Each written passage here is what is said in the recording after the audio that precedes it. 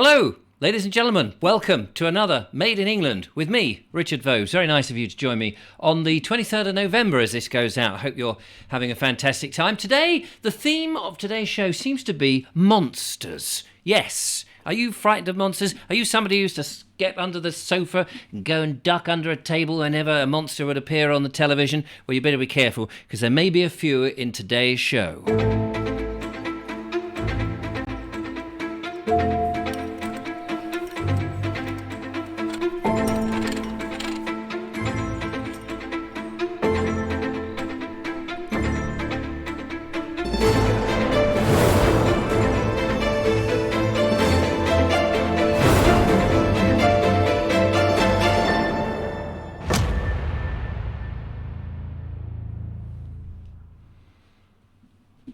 Yes, you see, on today's show, I can tell you that in 1887, the well-known actor Boris Karloff was born. A British actor, famous for his role in horror films. Here he is, look. Boris Karloff. He's not very frightening there, is he? Have you noticed? He's not terribly scared. That doesn't get you under the bed and make you hide, does it? But, dun, dun, dun. There, on the other hand, oh, Frankenstein. Yes, there he is as Frankenstein. Very, very scary man indeed. And he became, did he not, sort of the man who set the tone of what horror films should be like. But, ladies and gentlemen, he was born actually. Boris Karloff, brilliant name, but that's not his real name. William Henry Pratt is actually his name. I didn't know that. Here. Come over here, you Pratt. Mr. Pratt. I mean, there are people who call Pratt, and if that's your name, it's a very nice name. I'd love to know the etymology of the name Pratt. Actually, that would be quite interesting because you hear of in the theatre, but obviously, but also in the movies. The movies. Come on, spit it out, Vose. I'm trying, doing my best. Pratfalls, in which Buster Keaton was very good at pratfalls, where you just go poof. You fall down or you fall backwards, and you call them pratfalls. Actually, I don't know where the etymology of that term comes from, but as a budding mime artist, when I used to do all this sort of nonsense, at pulling invisible ropes and things, and whoa, all that goodness. We used to do pratfalls. We'd practice a few pratfalls, sort of pretending to fall over and all of that. It was great fun. Anyway, that was his name, William Henry Pratt, and he was born on the 23rd of November, 1887, and he died in 1969. Better known, of course, as Boris Karloff, naturally, and his portrayal of Frankenstein's monster in the early horror films, particularly Frankenstein 1931, and then I think he did it on his 82nd film where he reprised the role as in, what has it got here? Bride of Frankenstein. You don't fancy marrying somebody who looks a bit like that, wasn't it? And Son of Frankenstein, which was a 1939 film. He also appeared in The Mummy in 1932, and he was the voice of the Grinch. Not the Jim Carrey version, I don't think. He also animated a television series called Dr. Seuss, which is an American thing. So he was obviously an English actor, but presumably he went over to America. How the Grinch Stole Christmas in 1966, in which he won a Grammy Award, which is very nice. So there we are. Boris Karloff. He is, in my mind, the sort of archetypal, I'll have to do this from here.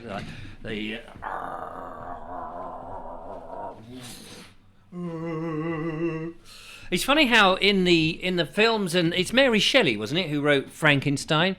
It's we always think of the professor. The professor was Frankenstein. We always think of him as being the monster, but it wasn't. The monster was, I don't know what the monster was called. Frankenstein's monster. Frankenstein was the bloke who he was a bit of a monster in as much as as far as I remember, they were all sort of body parts that had been bolted together, hence the bolts in his neck that are supposedly holding the limbs together. I've not actually read. Now, who's read it? Be honest, have you read the Mary Shelley novel? That would be interesting to know if you've actually read it or just pretended to read it and you've got your information from Hollywood.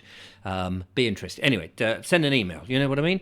Send an email. Send an email to richard@vobes.com. Also, talking of monsters, so that's one monster that's pretty horrific. But talking of other monsters in there, let me just show you another picture here. Let me just grab it up on the screen here. Do you know who this is? He was a monster, a real-life monster, unless, of course, he was innocent. And there is a theory that he was innocent. Now, he wasn't English. See? He wasn't English. No, of course not. He was a real-life monster. He wasn't English.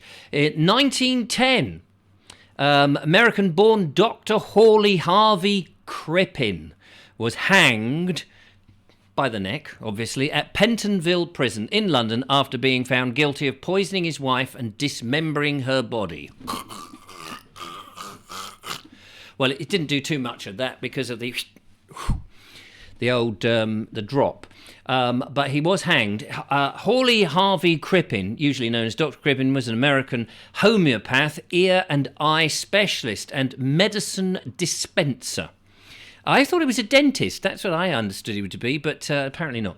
He was hanged in Pentonville Prison on this day in history in 1910 for the murder of his wife, Cora Henrietta Crippin. Now, she was a bit of a vaudeville star, from what I understand. Now, the case is very interesting, it's very involved, but what is interesting about the case is it's the first time, as I remember it, that the act of the wireless telegraphy, no, not telegraphy, that's a stupid word, telegraphy, is it telegraphy?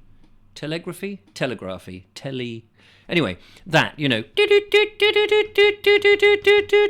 all of that business, Morse code going across the cables. I don't know when they were laid, but they were certainly laid under the oceans.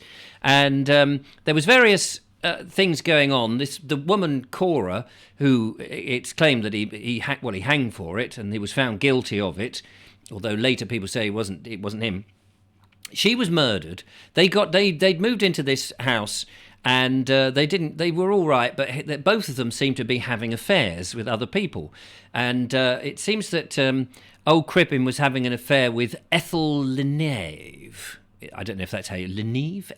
N-E-V-E. Ethel Leneve. She was a typist, apparently, who worked for him. Anyway, he decided at some point that he was going to get rid of his wife, poisoned her because he had access to all the chemicals and stuff, all the medicines and things, and then apparently dismembered her. And he got rid of some of the limbs and things, the head and what have you, and put the torso down in the bottom of the cellar, and it was hidden. She disappeared. He claimed that she'd run away. She'd gone back to America. And the police were a little bit suspicious about this. But actually, they asked him, and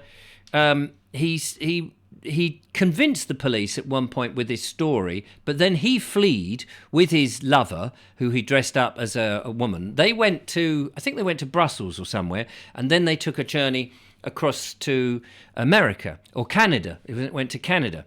And the detective who was in charge of the case realised, they found the evidence, and they said, wait a minute, this bloke, this isn't right, because they had access to his house. They found the evidence of this dismembered torso or parts of it, assumed it was him, and then they made this telegraphy.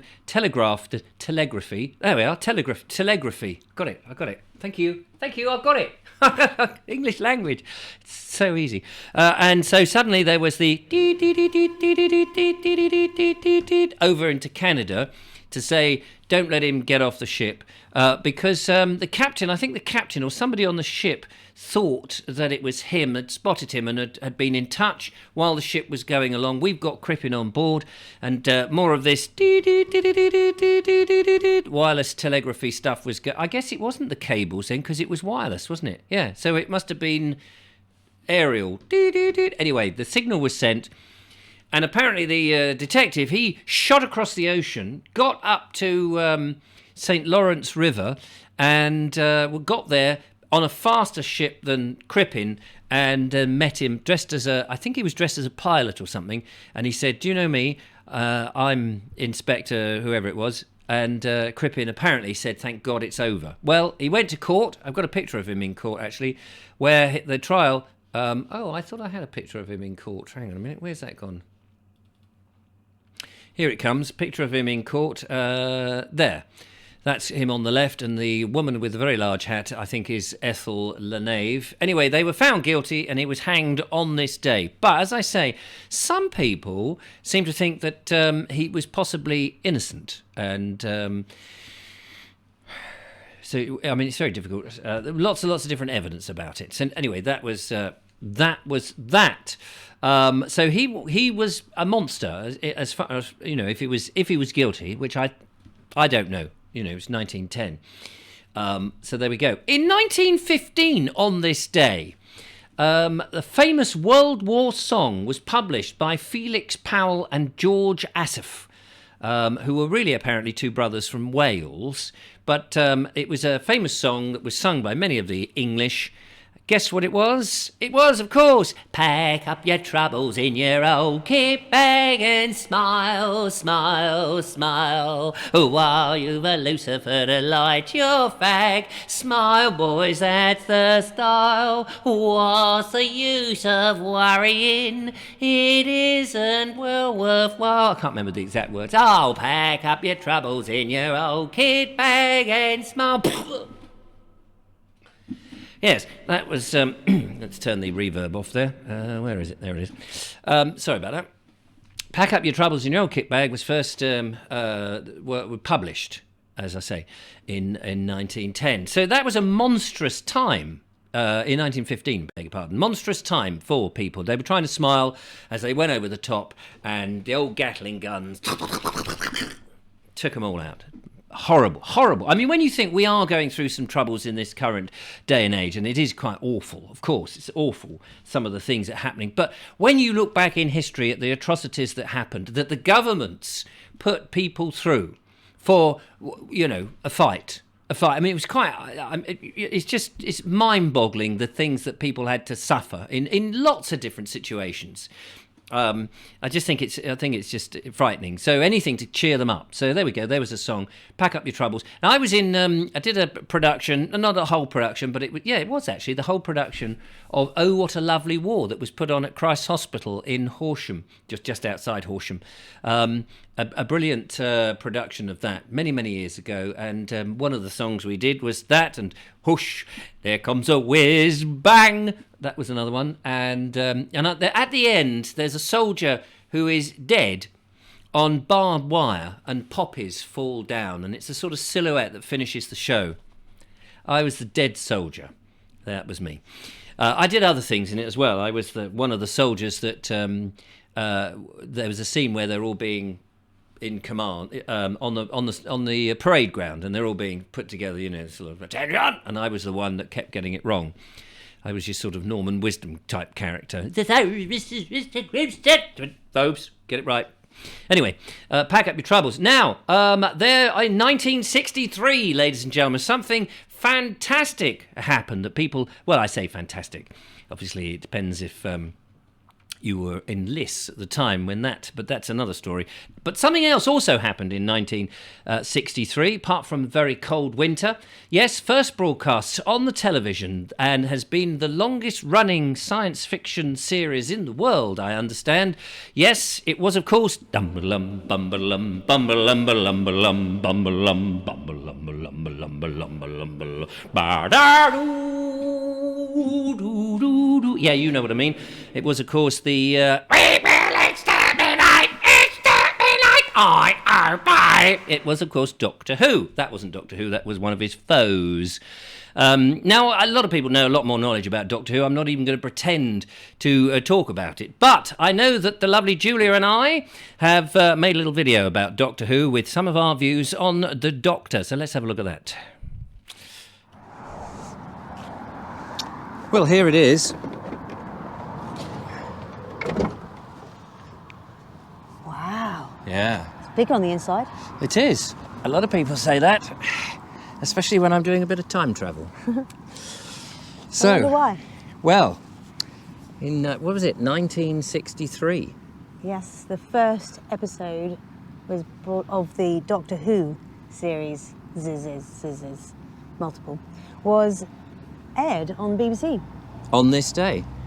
On this day, yes, Doctor Who, with William Hartnell as the first Doctor, Patrick Troughton as the second Doctor, and John Pertwee, my Doctor, the Doctor, the only one who played Doctor Who correctly, in my humble opinion. No, I think and you'll then I find- believe Tom Baker, and after that I can't remember the order. I think you find Matt Smith is the Doctor.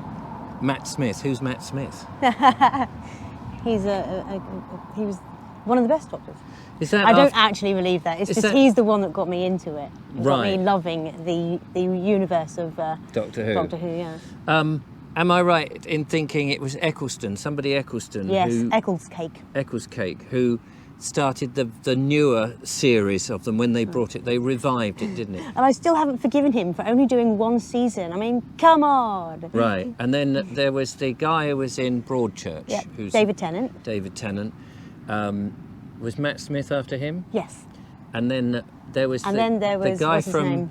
Capaldi, Capaldi. Peter That's Capaldi, it. who was in the thick of it, who It's- to me, on the face of it, looked like he was a credible Doctor. I think it was, for me, it was something about the age, Yeah. the age of a person who looked as if they could be an experienced Time Lord, rather than the young whippersnappers who didn't look credible at all. For me, what lost it with him for me was the fact that he had already been in Doctor Who before he was the Doctor. Oh well, I never watched. But, I mean, and it was within memory, you know. I think I watched one of the Eccleston's thing on the bring back, and the thing I think they had flying Daleks, which I just thought. I know, that just kills it, doesn't it? It's like, come killed on, it. the only thing we had on them was we could climb the stairs.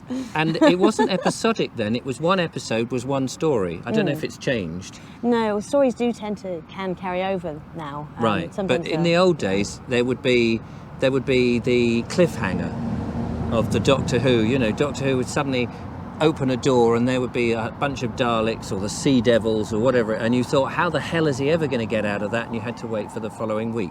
It was brilliant. It was all very cheap. It was all very simple, and it was lovely. all very effective. And very effective, and you used a lot of your imagination, even if you could recognise some of the props and things that they were using. But it was inventive. Now, of course, as it's got on and it's gone into this modern world, for me, it's so woke, it's broke. Yeah. Even I'm agreeing with you on that particular point on Doctor Who. I didn't really have a problem that they turned him into a woman, although I did think it does seem a little that bit was like... starting to push it too far for you, wasn't it? Yeah. I get it, because I'm female, and I've always wanted to see a female Doctor. You Yeah. know, to be able to see myself in that role is. But it's like something. changing James But- Bond into Jane Bond. Yeah. You know, why not just invent a whole new time traveller who happens to be a woman? Why just break up something that was really its own thing, you know, and had been established? But people seem to want to do that, and now, of course, they've changed him from, all sorts of different directions, which I just think is, you know, you're probably going to lose your core audience, but I don't think the BBC care. No, I mean, it's got a whole new cult following now, doesn't it? And I don't suppose, like you say, the BBC care as long as people are watching it. And, Yeah. Well, the you know, sun's all the diehards have. the sun's Started doing dropping in, so we'll have to go back to the studio because it'll be getting very, very dark. Anyway, But so there we this are. day in 1963, that's what happened.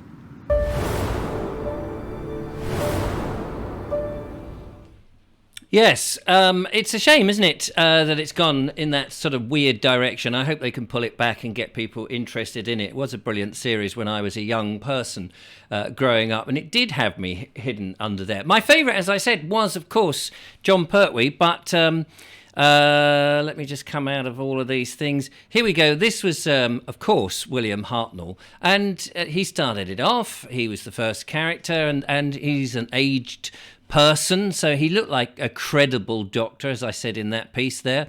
Patrick Troughton, of course, he started to add a sort of whimsical element to it. And then for me, John Pertwee there with the Sea Devil behind him was, I guess, because I grew up and I was a little bit more in those days receptive to television programs. I mean, I was around for all of those Doctors, I'm sorry to say, in terms of age, but he was the one that most impressed me and became my doctor. I do believe that after him there were other doctors, Tom Baker, as I mentioned before, and then we went through a list of others. But I'd lost interest by then because it started to get a little bit sort of childish for me. At that point, it was frightening. And what I liked about John Pertwee was it was based on the earth. It was based in real life. You had the Autons shop dummies that could come alive. You had stone, what do you call them, statues outside churches and things that could come alive. You had these creatures that came out of the sea, as in the sea devils. You know, it was you as a young person, you could imagine, bloody hell, that could actually happen, and we need something. And the Doctor, of course, was working for UNIT with the Brigadier and Benson and Yates, I think, and the British Army, which seemed sort of much more plausible than the sort of nonsense that we see today. So I sort of lost a little bit. But of course, what you may not know is, let's just have a look back here. There he is. And if I just come over here, that is, of course, the TARDIS, his time-travelling device. And I did an interview many years ago with a chap at the BBC in 2005, in which I had a tour of the BBC. We went into the scene dock, and there was the TARDIS. And I was recording it for a podcast, and I think I'm probably, at that time in 2005, when podcasting had only just started in England, probably the only, certainly the first, if I don't know if anybody else has done it, but the only podcaster who stood inside the TARDIS, which I can tell you is actually not as big on the inside as it is on the outside, and there's very little in it, to be honest with you, but that is because it is a prop. Sorry to disillusion you, but it was the genuine TARDIS in the scene dock at Wood Lane, BBC Wood Lane, with the gentleman. We both squeezed into the thing. I had the microphone, and we did an interview, and it was fantastic. So there we go. That was my claim to fame, and I don't think anybody else has ever done that. They may have done it subsequently with the TARDIS on location in filming, but probably I was the first of that. Brilliant stuff. Thank you so much for that. Lovely. Right, let us crack on to have a look at some emails now, because I want to share this with you, if I can get back to the email basin. This was Paul, who the other day wrote in, and he said, "Hello, Richard. In your recent Made in England show, you covered the Bolting brothers and asked for other suggestions for favourite British films of the 50s and 60s. One of my favourite films from that period is School for Scoundrels, made in 1960, starring Ian Carmichael, Terry Thomas, Jeanette Scott, Alistair Sim, and also featuring Hattie Jakes, John Le Mesurier, Dennis Price, Peter Jones. I'm enjoying your Made in England show, which cheers me up on these dark and cold evenings, and regularly watch your Bald Explorer productions too. Kind regards from Paul." Thank you very much, Paul, for that. Yes, now, it's interesting you say that, and I have actually got a picture of the production here. Some of the main characters, as you can see them there, all recognisable. And, of course, let me see if I've got this correct. We should have Alistair Sim there, who was playing Potter. Dr. Potter, or Mr. Professor Potter, or whatever his name. Now, I know that these books, the film rather, was based on the books of Stephen Potter, who was a real person. I have a picture of Stephen Potter here. He wrote a number of books. Here we go. This is the real Stephen Potter. He wrote a number of books. First of all, started off with gamesmanship and then upmanship.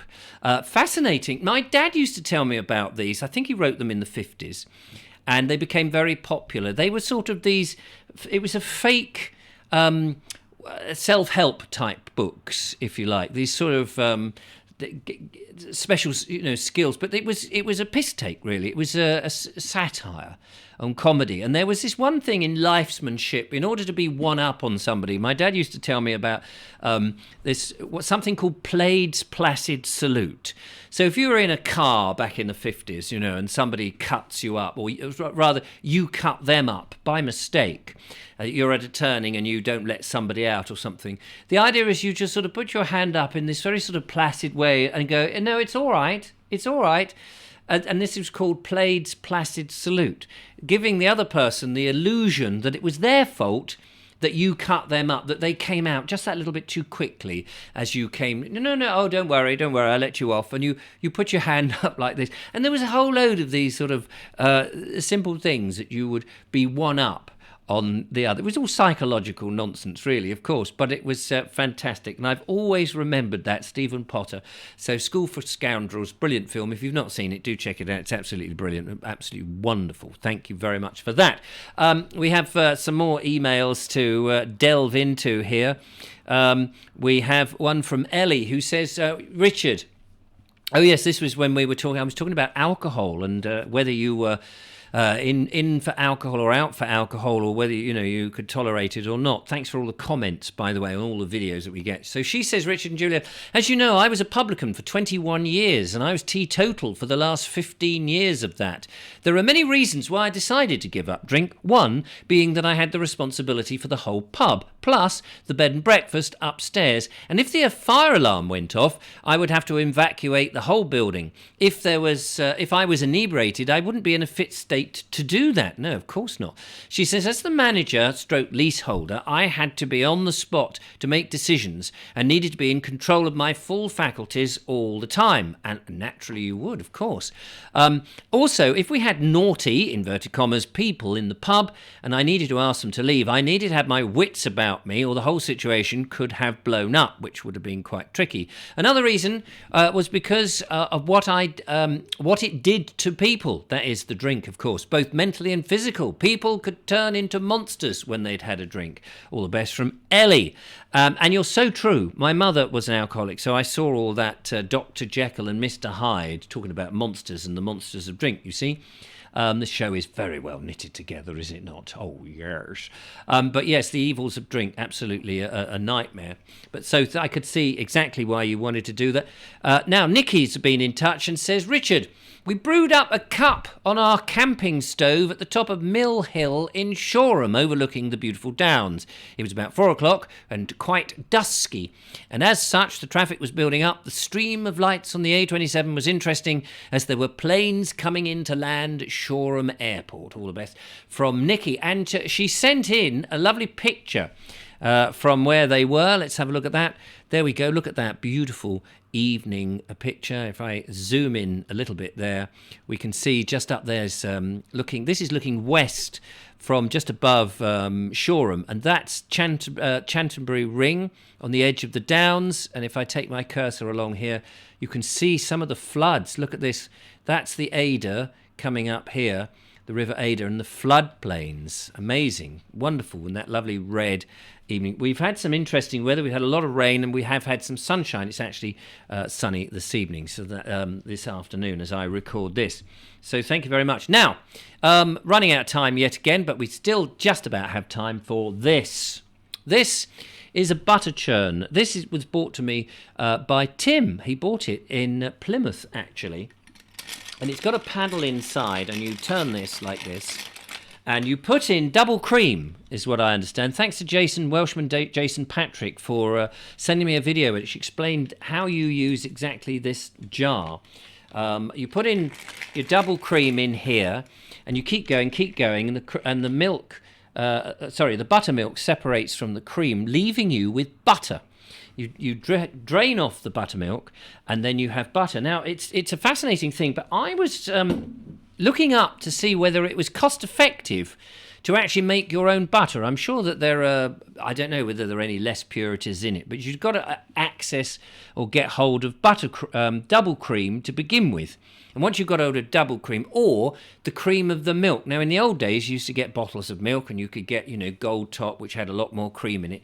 But you need quite a bit of it to make the butter. And you'd have to be careful because you wouldn't want to keep taking the cream off lots and lots of bottles because you need to use the milk unless you'll have a reason to be using up lots of the milk.